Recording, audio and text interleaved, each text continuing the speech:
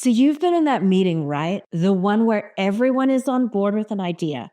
The energy is high. People are nodding, throwing out buzzwords like game changer and next level. And you can feel that momentum building. It seems like the decision is practically made. And then boom, it hits you. Something doesn't sit right. You realize you're the only one in the room who doesn't agree. That little voice in your head is saying, this could be a mistake. Now, here's the moment of truth. What do? Do you speak up, knowing you might be labeled as the downer, the person who ruins the vibe? Or do you stay quiet, hoping for the best, but secretly wondering if you're letting your team and yourself down by not saying something? Hi, I'm Jen Wilson, and today we're diving into one of the toughest but most important moments in leadership, sharing the unpopular opinion. Whether you're leading a team or contributing as a key voice, there will come a time when you need to challenge the consensus.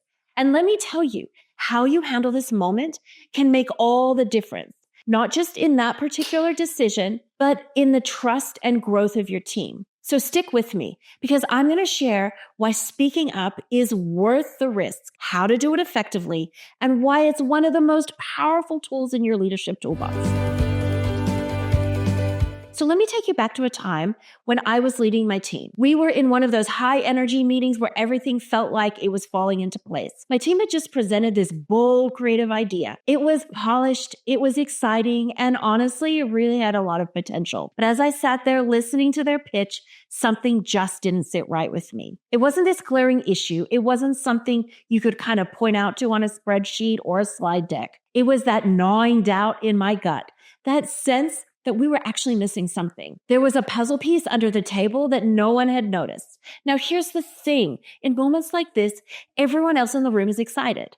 And when the room feels like that, when people are smiling, they're nodding, they're already envisioning how successful the project can be. It's hard to be the one to stop that train. It's hard to say, wait a second, are we sure this is the right move? It wasn't just that I didn't want to kill their momentum.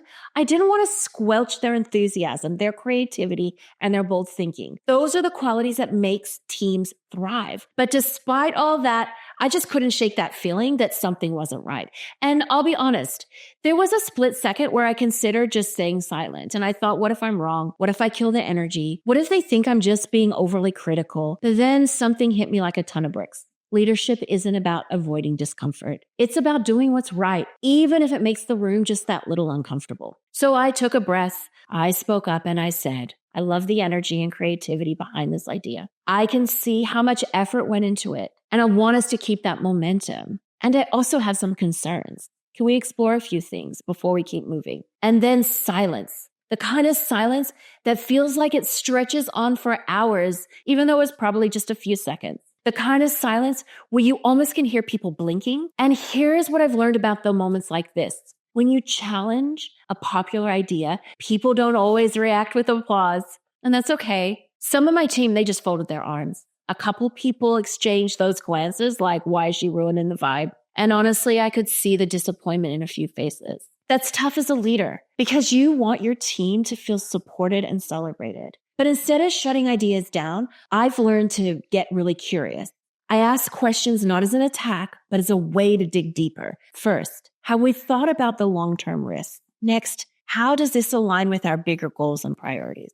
And then what happens if things don't go as planned? Do we have a plan B? At first, it felt a little tense and even awkward, but we started talking and something shifted. The team began to see the gaps I was pointing out, not as a failure, but as an opportunity to strengthen the plan. They brought up ideas I hadn't even considered. And by the end of the meeting, we had pivoted the project into something so much more stronger. And here's the thing, sharing an unpopular opinion isn't about being a contrarian or asserting dominance. It's not about saying, I know better than you. It's about caring enough to make sure the team is on the right track, even if it means taking some of the heat in the moment. It's about showing your team that you value their work enough to challenge it, to push back for something even better. And yes, it's uncomfortable, But as a leader, that discomfort is part of the job. Because when you speak up, you're not just steering the team towards a better outcome, you're modeling the kind of courage and critical thinking you want them to embrace. In the end, that moment wasn't about me being right.